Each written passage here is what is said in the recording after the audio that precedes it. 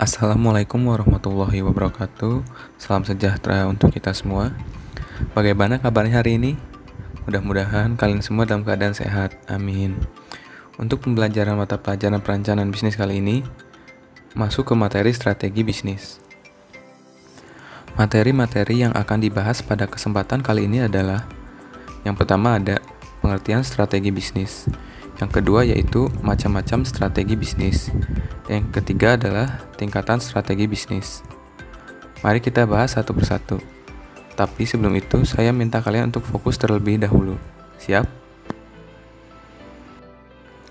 Oke, yang pertama adalah pengertian strategi bisnis. Apa itu strategi bisnis? Strategi bisnis adalah berbagai macam upaya yang dilakukan supaya bisnis yang dijalankan bisa mencapai tujuan dengan efektif dan efisien. Tujuan di sini maksudnya adalah mendapatkan pendapatan yang maksimal dan keberhasilan dalam jangka panjang. Strategi pada tingkat ini menjabarkan bagaimana merebut pasar di tengah masyarakat, bagaimana menempatkan organisasi di hati para penguasa, para pengusaha, para investor, dan sebagainya. Semua itu dimaksudkan untuk dapat memperoleh keuntungan strategi yang sekaligus mampu menunjang perkembangan organisasi ke tingkat yang lebih baik. Yang berikutnya akan dibahas adalah macam-macam strategi bisnis. Yang pertama ada strategi pertumbuhan.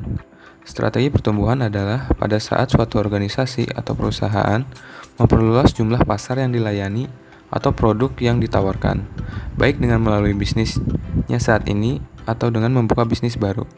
Dengan menggunakan strategi ini, suatu organisasi bisa meningkatkan jumlah pendapatannya, jumlah karyawan, ataupun pangsa pasarnya. Selanjutnya adalah strategi stabilitas. Suatu strategi organisasi yang dimana organisasi terus melakukan apa yang sedang dilakukannya sekarang.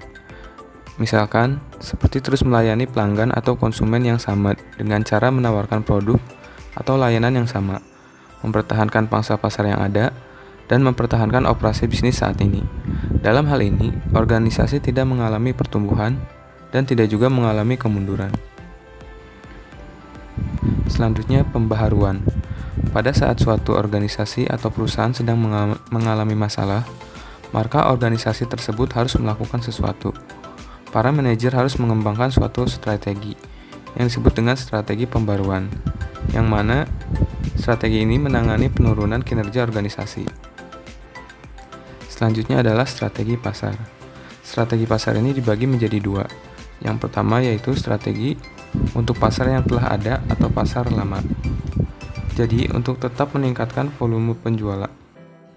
Yang pertama adalah strategi untuk pasar yang telah ada atau pasar lama.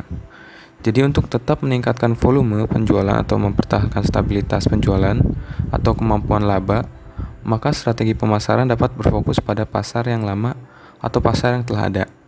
Pada dasarnya, ada 3 jenis strategi untuk pasar yang telah ada, yaitu penetrasi pasar atau market penetration.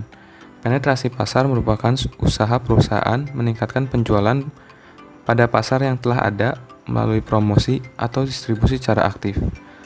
Yang kedua adalah pengembangan produk atau product development. Strategi pengembangan produk merupakan usaha meningkatkan penjualan dengan cara mengembangkan produk-produk baru yang ditujukan untuk pasar sekarang yang telah ada. Yang ketiga adalah pengembangan produk dan pasar integrasi vertikal, yaitu strategi ini disebut juga strategi peluang pertumbuhan terpadu, merupakan strategi untuk menambah efektivitas atau efisiensi perusahaan dalam melayani pasar yang ada. Yang selanjutnya adalah strategi untuk pasar baru. Untuk menghadapi kekuatan-kekuatan lingkungan, perusahaan perlu memikirkan untuk mencari pasar baru yang memberikan peluang-peluang yang lebih baik. Strategi untuk pasar yang baru dapat dilakukan dengan cara-cara sebagai berikut. Yang pertama ada pengembangan pasar atau market development. Merupakan salah satu usaha untuk membawa produk ke arah pasar yang baru. Manajemen menggunakan strategi ini bila pasar sudah macet dan peningkatan bagian pasar sudah sangat besar atau pesaing sangat kuat. Strategi ini dapat digunakan untuk geografis baru dan distribusi baru. Yang kedua ada diversifikasi terpusat. merupakan penambahan produk baru yang memerlukan teknologi serta strategi pemasaran yang kurang lebih sama dengan produk lama.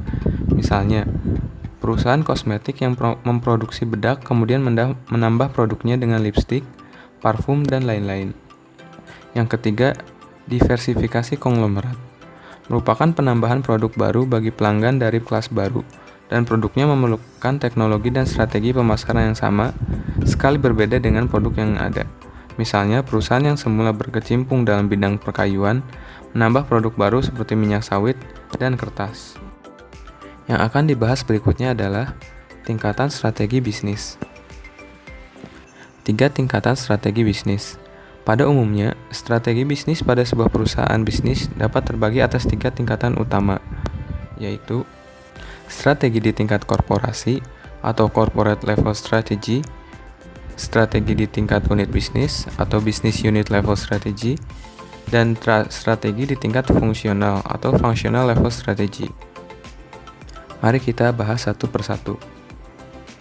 Yang pertama adalah strategi korporasi. Tingkat strategi yang pertama dalam dunia bisnis adalah strategi di tingkat korporasi. Strategi korporasi menangani seluruh ruang lingkup strategis perusahaan, terutama dalam menentukan tujuan dan sasaran suatu perusahaan. Strategi ini diperlukan untuk menentukan bisnis apa yang harus atau ingin dimiliki oleh perusahaan, seperti jenis produk yang akan diproduksi dan di mana produk tersebut harus dipasarkan.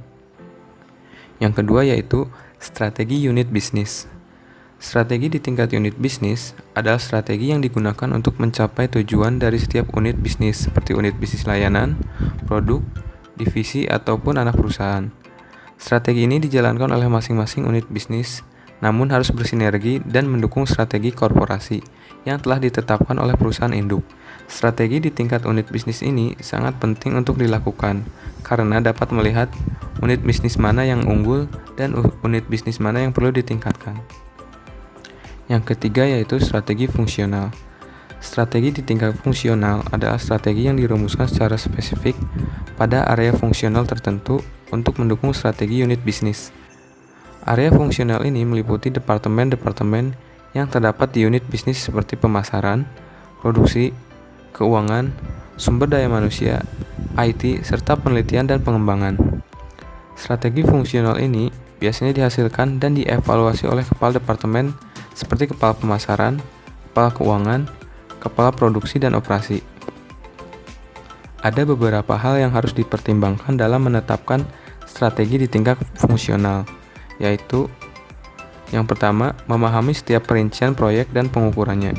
Kedua, pastikan strategi yang ditetapkan di tingkat fungsional ini harus selaras dengan strategi di tingkat unit bisnis dan strategi di tingkat korporasi. Yang ketiga adalah hanya perlu mengukur data-data penting yang menentukan pencapaian terhadap sasaran dan tujuan utama.